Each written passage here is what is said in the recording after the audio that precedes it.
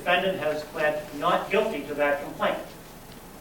And he begins this trial with the presumption of innocence. And that presumption of innocence can only be overcome if, after the evidence is presented, you decide that the state has proven each and every element of the offense charged beyond a reasonable doubt. The opening statements are the attorney's opportunities to orient you in advance to the significant evidence that they expect will be presented in the case. The defendant came over to them and he said something along the lines of, "Carl, the war is on. D-Day is coming. Are you ready for D-Day?"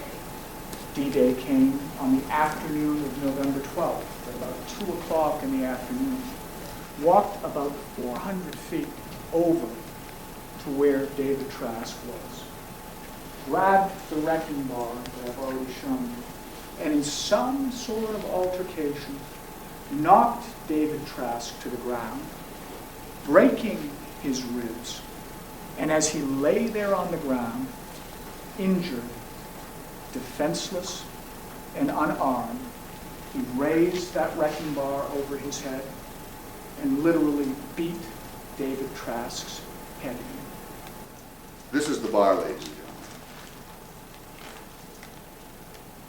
This is the bar that almost killed Pete and ended up killing David Trask.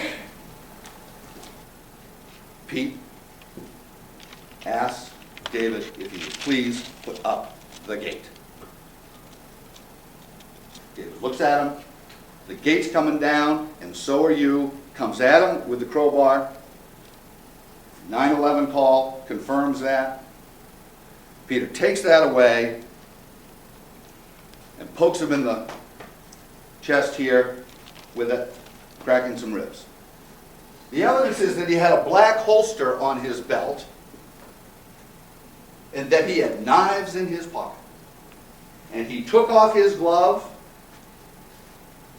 and Pete saw him reach to his right side, and Pete hit him again because Pete thought he had a gun.